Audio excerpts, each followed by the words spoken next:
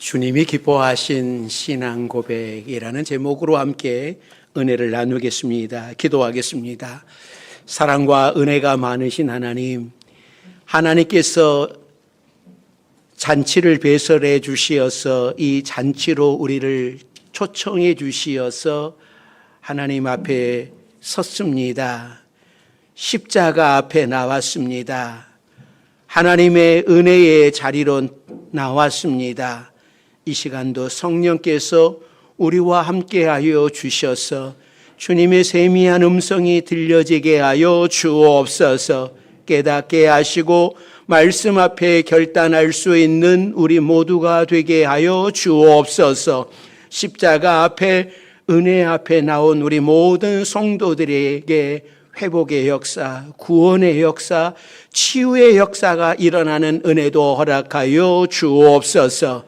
예수님의 이름으로 기도드립니다. 아멘. 오늘도 하나님의 베풀어 주신 잔치에 참여하신 여러분들에게 하나님의 은혜가 함께 하시기를 바랍니다. 우리나라 최북단에 백두산이 있습니다. 지금 북한 지역에 있어서 우리가 갈 수 없는 곳이 되었지만 백두산은 우리 민족을 상징하는 산이고 여기에서부터 두만강과 압록강이 흐르게 됩니다. 그러니까 우리나라에게는 백두산 또 한라산이 있다면 이스라엘에는 헬몬산이 있습니다. 이 헬몬산도 이스라엘의 최북단에 있는 산인데 높이가 무려 2814m나 됩니다. 우리나라의 설악산이 1700 정도 된다고 하면 이 헬몬산의 높이가 얼마나 높은 산인지 짐작이 가지요. 그래서 이 헬몬산에는 항상 만년설이 덮여 있다고 합니다. 우리나라 백두산 꼭대기에는 천지호수가 있고 또 한라산 꼭대기에는 백록담이 있는데 이 헬몬산 꼭대기에는 만년설은 아닌 것 같고 7월, 8월까지도 늦게까지도 눈이 있는 그런 산입니다. 그런데 예수님께서 지금 이 산을 향해서 가고 계시는 거예요. 오늘 본문에서 예수님과 제자들이 지금 가이사랴 빌립보 지방에 도착을 하셨습니다. 이 가이사랴 빌립보라고 하는 도시는 원래 이 헬몬산 자락 한 350 정도 지점에 위치한 작은 마을이었습니다. 그런데 이 지역의 분봉왕이었던 헤롯 빌립이 이 마을의 대도시를 건설을 해요. 그리고 도시 이름을 로마 황제 가이사의 이름과 자신의 이름 빌립을 덧붙여서 가이사랴 빌립보 이렇게 명명을 하지요. 당시 로마 제국 내에는 로마 황제의 이름을 붙인 도시들이 상당히 많았습니다. 그러나 아무 도시에나 이 황제의 이름을 붙일 수 있는 것은 아니었어요. 이 황제의 이름을 붙이기 위해서는 그만한 조건이 선행되어야만 했습니다. 우선 일정 규모 이상의 도시가 되어야 했습니다. 그러니까 형편없는 작은 마을에 황제 이름을 붙인다면 그것은 황제에 대한 불경이 되는 겁니다. 로마 황제의 이름을 붙이기 위해서는 거기에 걸맞는 인구가 되어야 되고 또 도시의 규모가 필수적이었습니다. 그보다 더 중요한 것은 이 도시 한복판에는 그 도시의 가장 높은 곳에 이 황제의 신상을 반드시 세워야 했어요. 그러니까 당시 로마 황제는 살아있는 신과 같은 존재였습니다. 따라서 한 도시 이름에 로마 황제 가이사의 이름이 붙어 있다라고 하는 것은 그 도시가 작은 도시가 아니라고 하는 뜻이기도 하고 뿐만 아니라 그 도시 가장 높은 한복판에는 황제를 신으로 주앙하는 신상이 자리 잡고 있는 도시이다. 이것을 의미하는 거예요. 또 이 도시는 과거의 바알 숭배와 우상의 중심지였던 도시이기도 합니다. 그러니까 예수님께서 이 헬몬산으로 가시던 여정에서 이런 도시에 제자들과 함께 들어가는 겁니다. 바알 선전들이 있고 거대한 황제 신상이 우뚝 버티고 있고 그런 가이사라 빌립보, 바로 이 도시를 배경 삼아서 예수님께서 사랑하는 제자들에게 질문을 하는 겁니다. 얘들아, 사람들이 나를 누구라 하더냐? 예수님, 사람들이 하는 이야기는요, 세례 요한이 아닌가? 또 엘리야 선지자나 뭐 다른 선지자라고 이야기들을 합니다. 그러니까 종교 지도자들은 자신의 권위에 대항하고 시대를 역행하는 아주 기분 나쁜 선지자, 선동자쯤으로 생각을 했습니다. 그러면 3년 동안 예수님을 따라다녔던 제자들은 예수님을 어떻게 고백하는가? 여기에 오늘 본문에 이 클라이막스가 있는 거예요. 그러니까 예수님은 사람들이 나를 누구냐라고 하는 것에 관심이 없었어요. 제자들이 예수님을 향하여 뭐라고 고백을 하는가, 여기에 관심이 있는 겁니다. 그러니까 바리새인이나 서기관이나 헤롯이나 열심당원들, 예수님을 따라다니며 임금 삼으려고 했던 사람들, 예수님이 행하는 기적을 보니까 정말 대단하네. 야, 예수님이 물고기 두 마리를 가지고 보리떡 5개를 가지고 5,000명을 먹이는 것을 보니까 이분이 우리 왕 되면 우리가 먹을 것 걱정 없이 살아가도 되겠다라고 이야기하는 사람들, 그래서 이 사람들이 예수님을 왕으로 세우려고 했던 것 아닙니까? 그런데 예수님은 이런 사람들에게 고백에 관심이 없어요. 이런 사람들의 고백은 중요하지 않아요. 그래서 제자들에게 예수님이 물으시는 거예요. 너희는 나를 누구라 하느냐? 오늘 주님이 이 자리에 서 계시면 아마 이 질문할 것 같아요. 파주 명성교회 여러분들은 나를 누구라 하느냐? 물어보실 것 같아요. 여러분은 여러분 마음으로 예수님이 누구이신지 고백을 하셔야 됩니다. 왜냐하면 너희는 나를 누구라 하느냐라고 물으셨기 때문이죠. 이 질문에 시몬 베드로가 중요한 대답을 하지요. 그것이 16절이에요. 16절 같이 읽습니다. 시몬 베드로가 대답하여 이르되 주는 그리스도시요 살아계신 하나님의 아들이시니이다. 이 대답이 주님의 마음을 시원하게 했어요.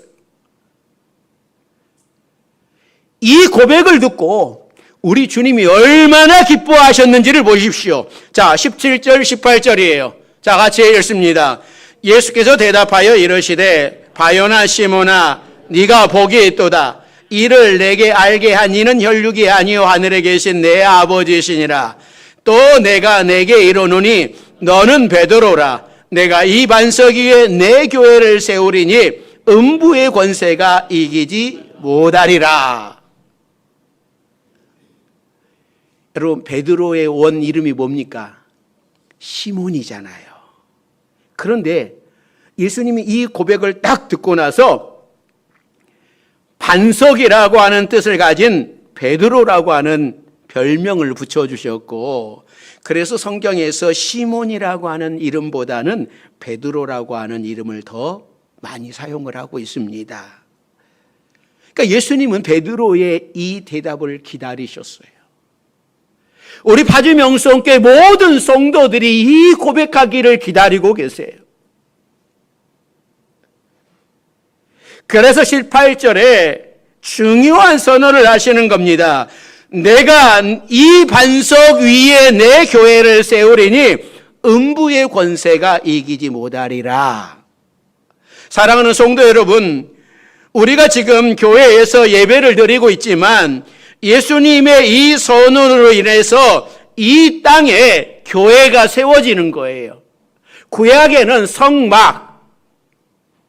성막이 있었었는데 신약에 주님이 오셔서 이 고백 위에 교회를 세우셨어요.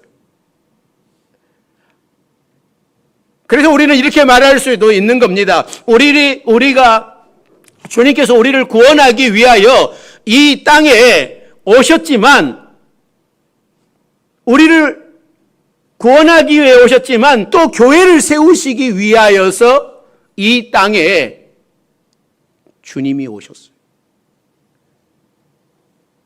주님이 이 땅에 오신 목적은 교회를 세우시는 것이었어요. 예수님께서는 우리가 신앙을 고백할 때에 너무나 기뻐하십니다. 그래서 당장 이 고백을 한 시몬의 이름을 베드로로 반석으로 바꿔주시는 겁니다. 이 신앙 고백이 얼마나 중요한가, 우리는 오늘 본문을 통하여서 알 수 있는 거예요. 오늘 우리에게 주님이 들려주시고자 하는 것은, 첫째는요, 교회는 베드로의 신앙 고백 위에 세워졌음을 말씀을 합니다.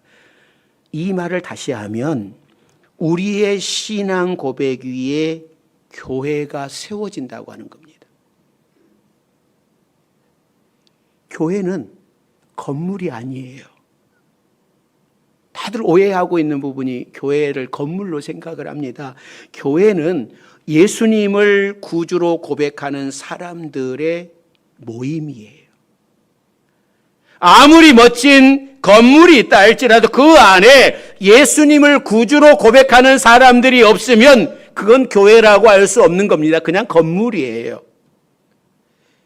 그래서 요즘 서구의 교회들이 건물은 웅장하고 멋있게 지었지만 그 안에 사람들이 없기 때문에 무너지는 것이죠. 건물은 무너지지 않지만 교회는 무너지고 있는 겁니다. 자, 그렇다면 아무리 초대교회라도 그 안에 예수님을 구주로 고백하는 사람들, 그것은 영광스럽다라고 말씀을 해요. 아무리 그 모습이 초라한 초가집 같은 그러한 곳이라도 그곳에 예수 그리스도를 바른 신앙 고백을 가지고 모여 있는 곳이라면 주님께서 바라보실 때는 영광스러운 교회다. 그래서 고린도 교회가 날마다 싸우고 네 파로 나누어져 가지고 막 싸움하는 그런 고린도 교회를 향하여서도 내 교회 영광스러운 교회다라고 주님은 말씀하고 계시는 겁니다. 한마디로 교회는 건물이 중요한 것이 아니라 그 안에 어떤 사람들이 모였느냐, 이게 중요한 거예요. 우리도 파주 명성교회라고 하는 이름 아래 모였습니다. 자, 그러면 여러분들은 예수님을 구주로 고백하십니까? 예수님이 하나님의 아들이시고 내 인생을 책임지고 이끌어 가시는 내 인생의 주인이라고 여러분 고백하십니까? 그렇다면 우리들 한 사람 한 사람은 모두가 교회예요. 여러분이 바로 교회예요. 그러니까 예수님을 기쁘시게 해드린 신앙 고백을 했지만 이 베드로의 신앙은 아직 미숙한 상태입니다. 아직 그 고백의 의미를 정확하게 이해한 것은 아니었어요. 이후로 베드로는 예수님의 마음을 실망시키는 일들을 참 많이 합니다. 십자가와 부활에 대하여서 아무리 이야기해줘도 엉뚱한 생각을 가져요. 서로 높은 자리를 차지하기 위해서 노력을 하고 정말 십자가의 시간이 왔었을 때에 다 도망가 버립니다. 자기 살겠다고 자신의 이익을 위해서 다 도망가 버렸어요. 아니, 심지어는 예수님을 모른다고 부인까지 했습니다. 그러나 예수님은 이 모든 것을 아시고도 베드로의 인격 위에 교회를 세우시겠다고 하는 것이 아니라 단지 신앙 고백 위에 교회를 세우시겠다고 하는 거예요. 아직은 너무나 많이 부족한 베드로였지만 예수님께서는 그 고백을 기뻐하신 겁니다. 사랑하는 성도 여러분, 예수님은 우리의 신앙 고백 위에 교회를 세우십니다. 비록 우리가 연약해서 자주 넘어지고 예수님의 마음을 아프게 하는 인간적인 부족함이 있지만 그럼에도 불구하고 우리의 신앙 고백을 반석으로 삼아서 교회를 세우시는 거예요. 이게 하나님의 은혜예요. 이것이 바로 비밀이에요. 이게 신비로운 것이죠. 연약한 베드로의 고백 위에 교회를 세우신 예수님께서는 인간적으로 한없이 연약한 우리들의 신앙 고백 위에서도 교회를 세우셨습니다. 그리고 예수님의 능력으로 이 교회를 이끌어가고 계시는 것이죠. 그러므로 바로 내가 교회라고 하는 믿음을 가지고 이 교회를 든든하게 세워가는 여러분들이 되시기를 바랍니다. 두 번째는요, 예수님은 이 교회에 음부의 권세를 부수는 능력을 주셨어요. 그러니까 예수님께서 말씀하시기를 내가 내 교회를 세우리니 음부의 권세가 이기지 못하리라 라고 하셨어요. 그러니까 음부의 권세라고 하는 것은 이 세상을 지배하는 사단의 세력을 뜻하는 겁니다. 그러므로 사탄이 아무리 교회를 공격을 해도 결국 승리는 우리가 한다라는 말씀이에요. 그런데 우리가 이 말씀을 읽을 때에 놓치는 부분이 있습니다. 우리가 이 말씀에서 받는 느낌은 우리가 교회라고 하는 성 안에 모여서 믿음을 굳게 지키고 있으면 사탄이 온갖 무기로 이 성을 공격해도 끄떡없이 버티고 있다가 최후의 심판의 날 이 천사장의 나팔 소리와 함께 주님이 강림하실 때에 승리의 개가를 부르며 주님을 맞이하는 모습입니다. 그러나 이제부터는 이런 생각을 버리십시오. 교회의 음부의 권세를 이기는 능력을 주셨다라고 하는 것은 끝까지 공격만 당하다가 내가 가진 모든 것을 잃고 겨우 목숨만 건지는 그런 승리를 이야기하는 게 아니에요. 겨우겨우 믿음을 지키는 그러한 삶을 이야기하고 있는 것 아닙니다. 이런 승리를 이 피루스 승리라고 이야기를 해요. 언젠가도 말씀을 드렸지만 우리 인생에서 이런 피루스의 승리 같은 전쟁을 하지 말아야 됩니다. 주전 3세기에 헬라에 피루스 왕이 있었습니다. 이 왕이 2만 5천 명의 군인들과 20마리의 코끼리를 이끌고 이 로마를 침공을 해요. 이 격렬한 전쟁이 끝난 후에 이 피루스 왕은 승리를 얻었지만 그만 자신의 코끼리들도 다 죽고 군인들도 4분의 3이나 죽어서 남은 병력이 얼마 되지 않았습니다. 이것을 피루스 승리라고 합니다. 패배나 다름없는 승리를 이야기하는 것이죠. 마치 헤비급 권투 선수가 챔피언에게 도전을 해서 판정승을 받기는 받았어요. 그런데 너무나 많이 얻어맞아가지고 골병 들어서 죽어버린 것과 승리를 했는데 죽어버린 것과 같은 거예요. 사랑하는 성도 여러분, 예수님께서 우리에게 주신 능력은 이렇게 피루스의 승리처럼 다 지치고 넘어져서 겨우 주님이 오셨을 때에 천국에 들어가는 그러한 승리가 아닙니다.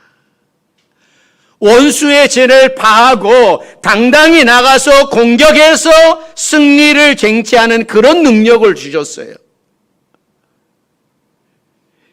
여러분, 전쟁이든 스포츠든 방어만 해가지고 이기는 거 보셨어요? 여러분, 방어만 해가지고 절대 승리할 수 없습니다. 탁구도 방어만 해가지고는 승리할 수 없습니다. 공격해야지. 축구도 공격해야지 여러분 골대에 골을 넣을 수 있는 것이지, 수비만 열심히 한다고 해가지고 그 경기를 이기는 경기 할 수 없는 거예요. 자신의 무기를 가지고 공격을 해야 되는 거예요. 그래서 사도 바울이 에베소 교회에 너희가 전심갑주를 입고 싸워라라고 말씀을 합니다. 구원의 투구와 의의 형배와 모든 것들을 다 갖추고 믿음의 방패를 가지고 있었어요. 이것만 준 것이 아니라 거기에 뭘 줍니까? 성령의 검 주잖아요. 성령의 검, 칼을 들고 싸우라는 것이지 방패 들고 맨날 같이 맞고 막 피하고 막 그러는 거 아니잖아요. 우리 성도들이 가진 무기는 말씀이에요. 복음이에요. 이 복음을 가지고 담대하게 나가서 외치라고 하는 것이고, 이 복음의 능력, 말씀의 능력으로 살아가라고 하는 거예요. 성도가, 하나님의 자녀가 하나님의 말씀을 가지고 여러분 나가지 않으면 어떻게 승리합니까? 다윗이 그 골리앗 앞에서도 담대하게 이길 수 있는 것은 너는 칼과 창과 단창으로 내게 오거니와 나는 만군의 여호와의 이름으로 내게 가노라 하고 물맷돌을 던진 거예요. 거기에 하나님의 능력이 함께 하셔서 골리앗이 그 돌 하나 맞고 쓰러져 죽는 거지요.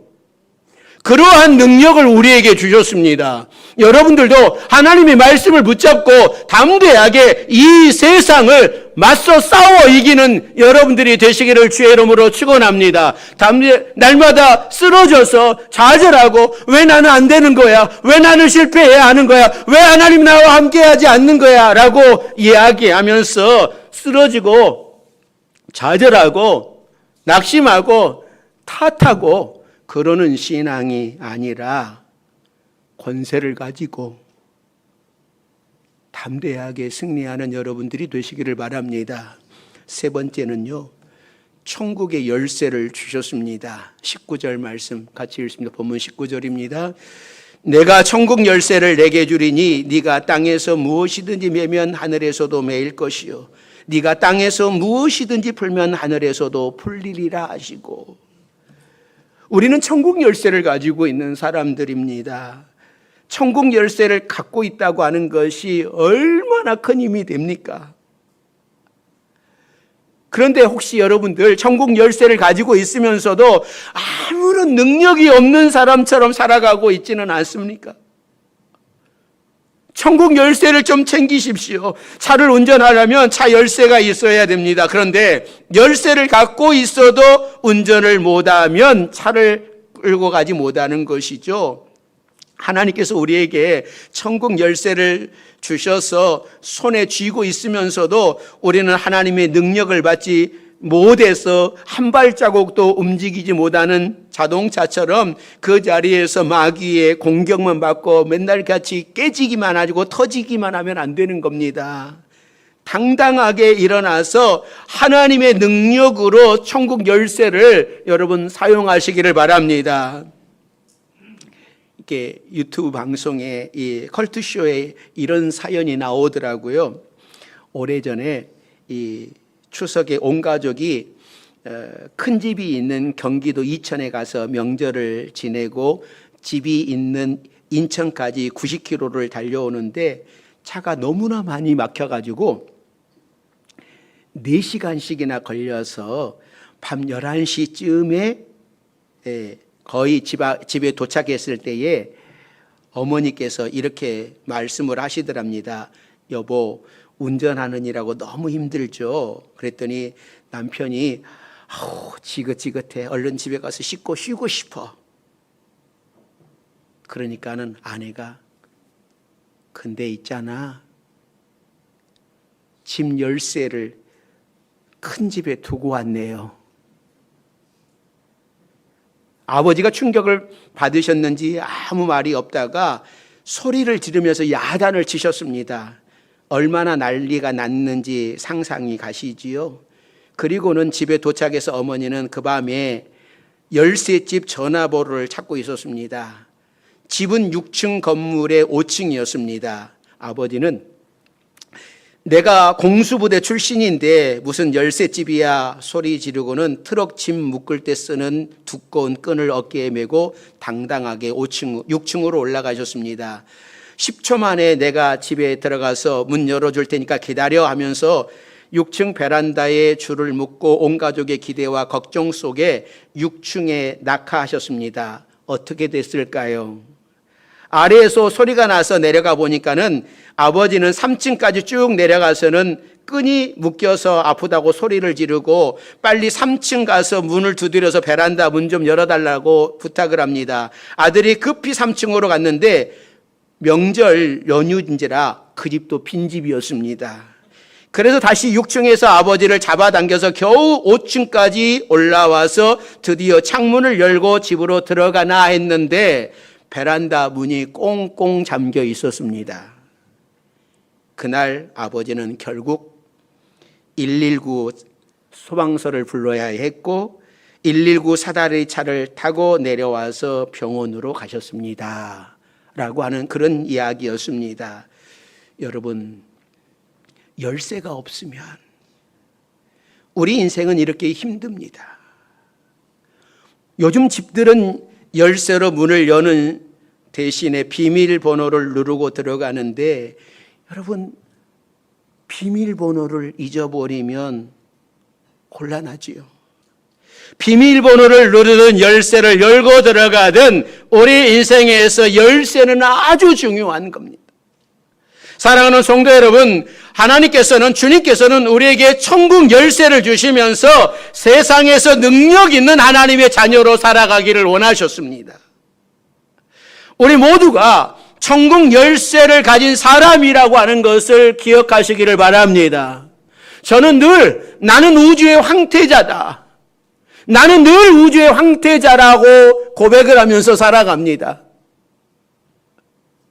우리 아버지가 하나님이신데 저는 아버지께 이야기만 하면 됩니다. 제 사정을 아뢰기만 하면 됩니다.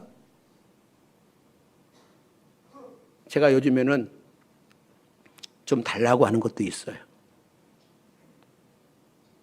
근데 분명히 주실 건데 언제 주실지는 모르겠어요. 여태까지 제가 아버지께 달라고 하면 안 준 적이 없어요. 시차가 좀 있었을 뿐이지 다 주셨어요.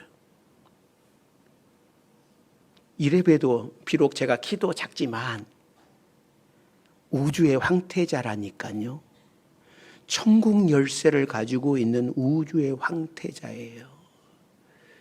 여러분들은 어떤 분이십니까?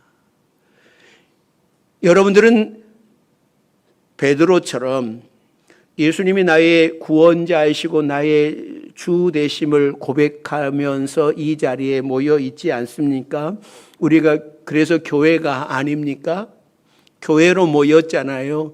그러면 하나님께서 주신 권세와 하나님께서 주신 우리 주님께서 주신 그 천국 열쇠를 좀 마음껏 사용하는 여러분들이 되시기를 바랍니다. 주머니에 넣어놓고 없는 듯이 내가 어렵다 힘들다라고 그렇게 말씀하지 마시고 당당하게 사용하시는 여러분들이 되시기를 주의 이름으로 축원합니다. 하나님이 주신 말씀을 가지고 승리하십시오. 주님께 기도로 승리하십시오.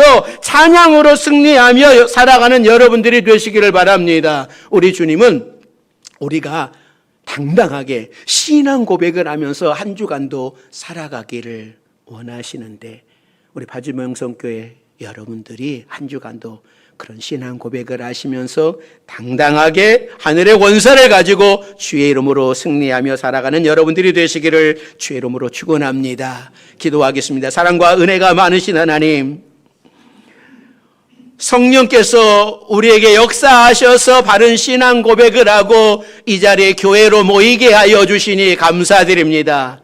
하늘의 권세를 주셨고 또 천국의 열쇠를 주셨사오니 우리가 살아가면서 당당하게 이것을 사용하는 우리 모든 성도들 되게 하여 주옵소서. 예수님의 이름으로 기도드립니다. 아멘.